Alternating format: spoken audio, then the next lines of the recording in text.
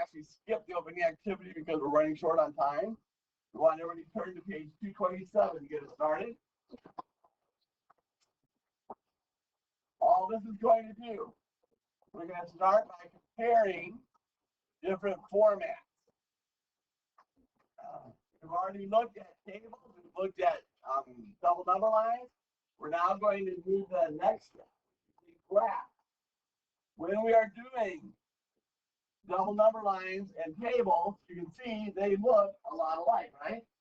I have these values here on top, these values here on bottom.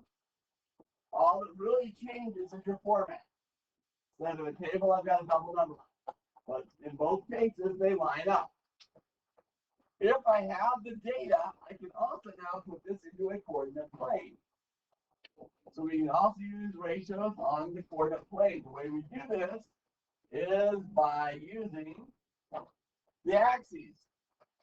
You can look and you should be able to see if I put it onto a graph, we have two values, right? We have an X and a Y value. Is everybody familiar with that on graphing?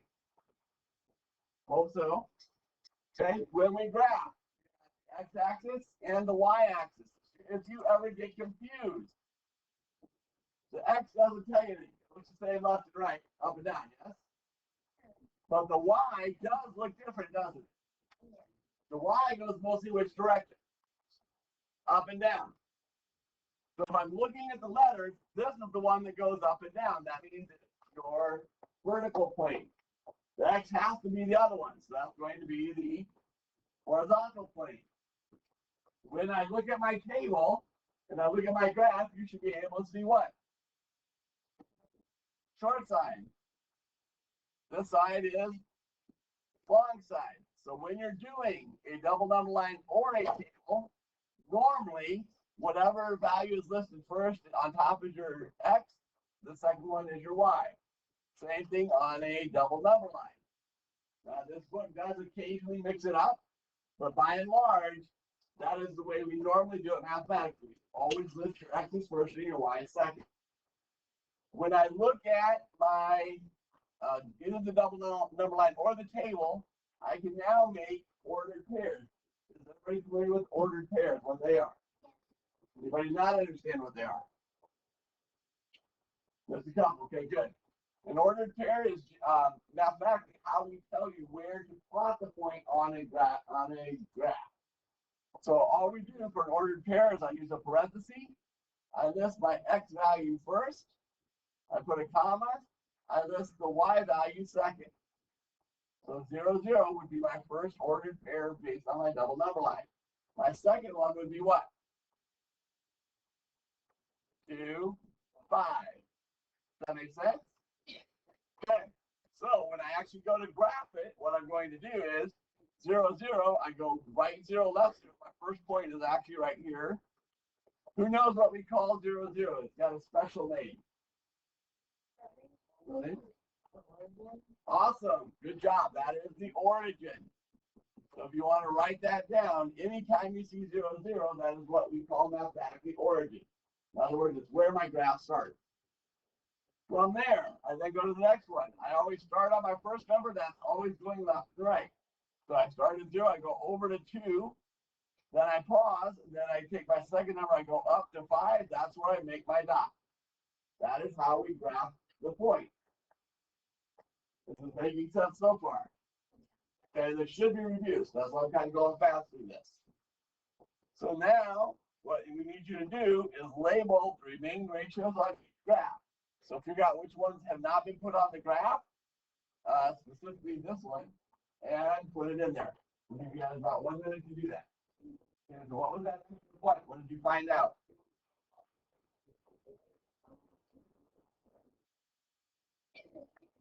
What? 12:30. So if I look at it, if I actually have a straight edge and I do my line straight up through here, you would see that next point comes in right here at 12:30. That makes sense? Okay. Go to the next page.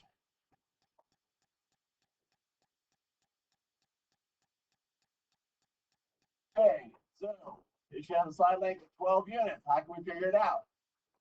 You know 6 different equivalent ratios from the original graph. They use 2 to 5, 10, 25, 5 to 14, 35, and we can now use the equivalent ratio of 12 to 30. So you can create a rectangle with a short side of 12 and a long side of 30. So describe how to determine the long side length of a rectangle with a short side of 16 units given each representation. So now we're asking you to extend it a little bit past the table. So we want you to use a graph, and then on the next page, we've given you spots to do it with a table and a double number line.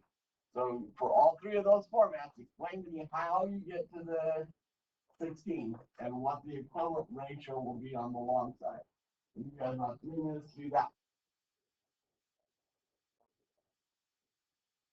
If I extend my line on the graph,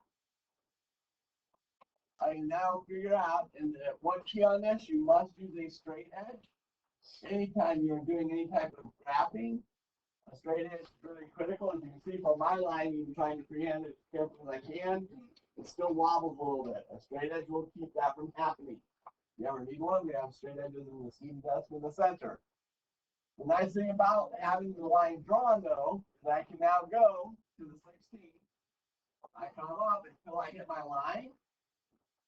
I can now plot that point. I come over, and I can see that that happens at 40. So this is going to be the ordered pair 1640. By extending the line,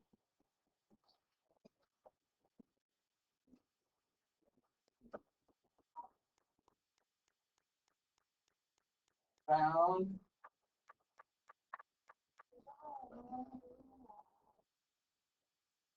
a short side of 16.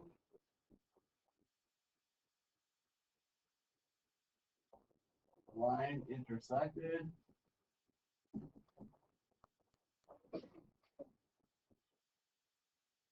at 40 inches. So that is or 40 units. I didn't give me the units.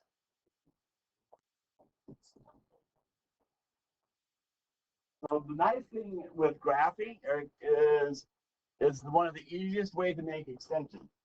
Because literally all you need to do is go from one axis up to where the line is and find your ordered pair. And it gives you exactly where the information is.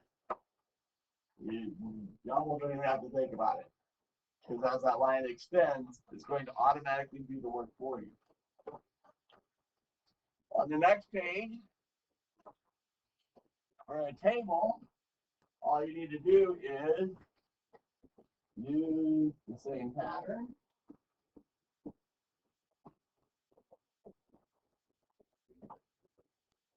To add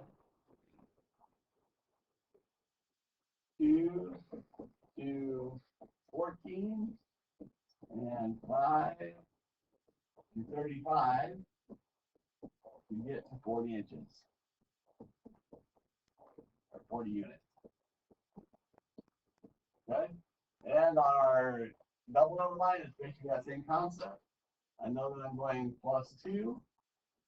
So +2 gets me 12. +2 gets me 16. On the bottom, my pattern is +5. I need to add +5. That's going to give me 30. I add +5. That's going to get me 40 units. So double number line, continue the pattern.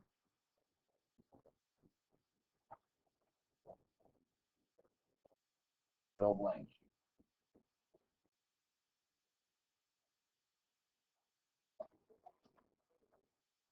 Guys, do remember, this is right here. That's how you show your work on the double number lines and on tables. So we're asking you to show your work. It's not difficult, but you got to give us those arrows and let us so we can understand your thinking. Questions on any of those 3 patterns? 3 methods. Are you good on the graph, table, and the double number line? No, which one? No, same like I bet it like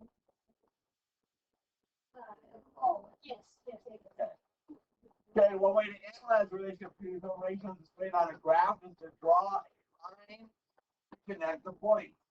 You can also extend the line to make predictions to other equivalent ratios.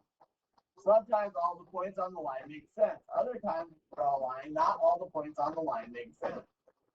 So draw a line through all the points you plotted on your graph. Do all the points on the line you do make sense in this problem situation? Why or why not? How do all the representations, the tables, double number lines, and graphs, show equivalent ratios? How are they similar? Describe some of the advantages for each representation. I don't think we took as much time on this with the other classes, but because of the time, I'm going to just kind of head you up on this one. So in this case, we drew a line, right? Because we're talking about rectangles. Does it make sense that I can do one that is 3 by 7.5 inches? Okay? Yeah. Does it make sense that I can have one that is 2.5 inches and about 6.25 inches? Yeah. Is it easier to see that relationship in between? For every single point? So do all of them make sense in this situation? Does it make sense to have one that is 2.02 centimeters long, units long? It's not confusing, doesn't make sense. No. So do every point on this line make sense in this situation? No. Why? Because when we get to really small pieces, I don't need them. But for the big ones, it does make sense. So that's what we want. That's the concept we want to get to you. Not all of them make sense.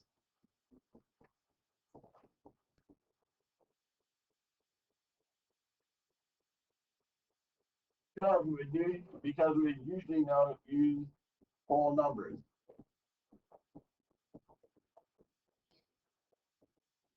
As measurements.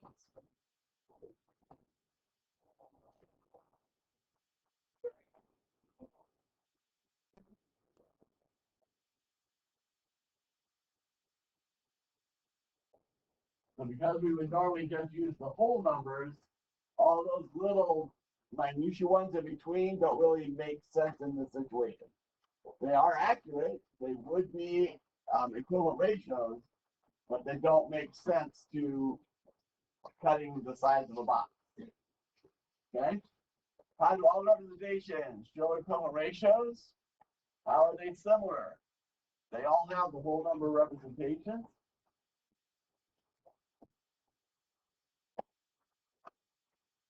I've even had the same whole number representation.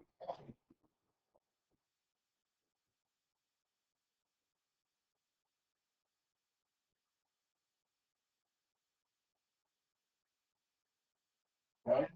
So advantage. Anybody think of an advantage to the table?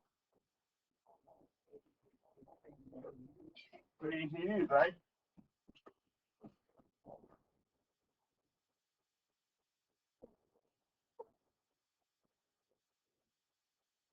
What's a disadvantage to the table?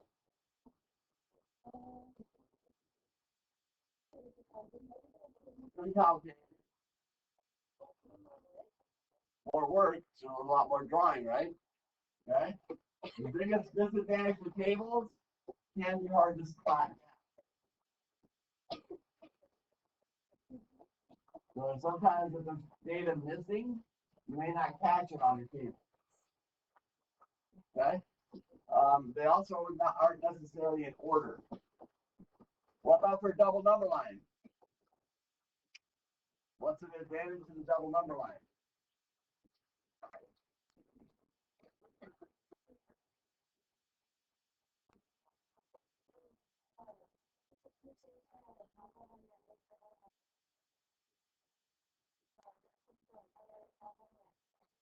Okay. So easy to continue once you have a mixed pattern.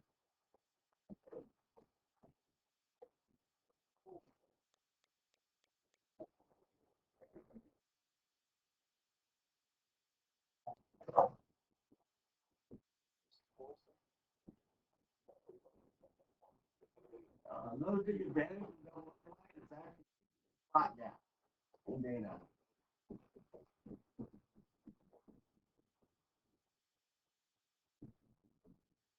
The biggest disadvantage of double underline is it's quite a bit of work. What about tables, or the graphs, sorry, what about the graphs? We just talked about a really big advantage of the graphs. Is it easy to figure out 16 once we have our data on the graph? Okay, so graphs make it easy to make extensions or predictions.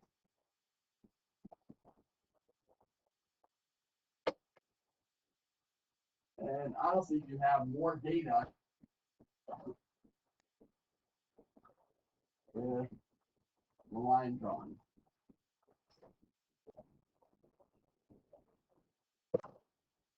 One of the big disadvantages of graphs is a lot of times you got a lot of information that really doesn't matter. Like all those little pieces between the whole numbers, I don't care. And yet we still draw them all out. That being said, was it hard to draw the line? Not really, but you don't necessarily need all that. So if you understand the different formats and some of your advantages and disadvantages. Okay.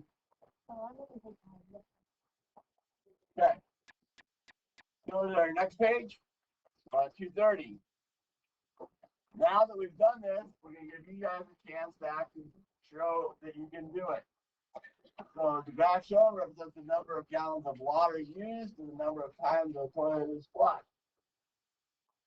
Write each point on the graph as the ratio of gallons of water used to the number of flushes.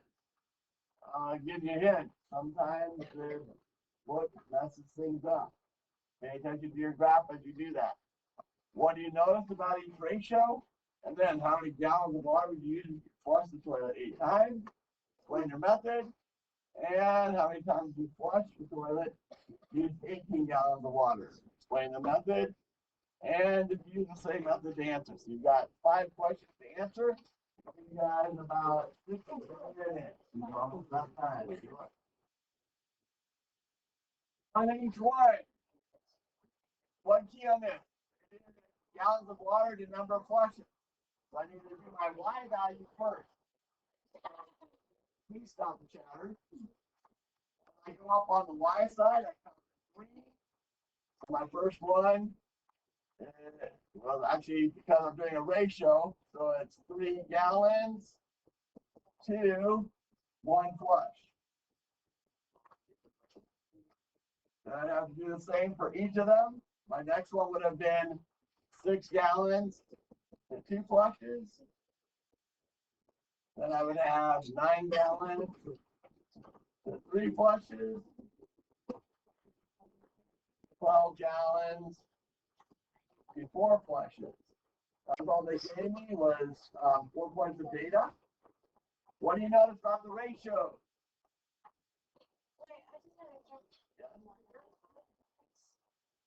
Supposed to. Like I said, that's why they kind of messed it up. They should have written it the other way. I don't know why they did it. But you do have to pay attention to the way it's written, because that's the way it's supposed to be given.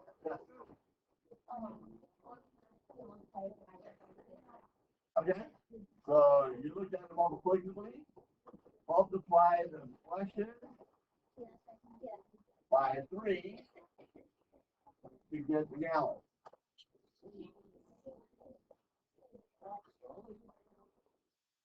Okay, so how many gallons of water would you use after flushes? 24. How did you get it?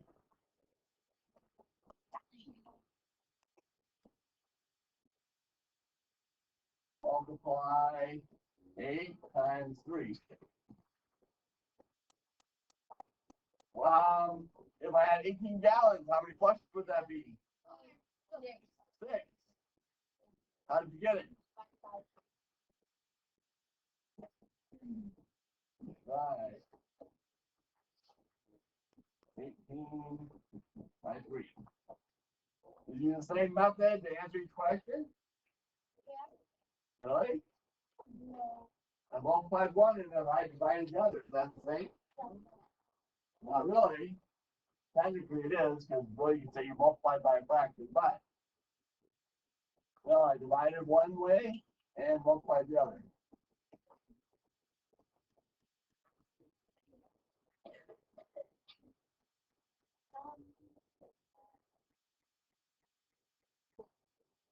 Now, for either of those, was the graph a good option? Glad you figured out the extensions? Not really, the graph didn't extend out far enough, which is another limitation to the graphing. You have to have a graph big enough to cover all the data. So, unfortunately, we're going to have to skip those other ones. Let's go to your homework. 43.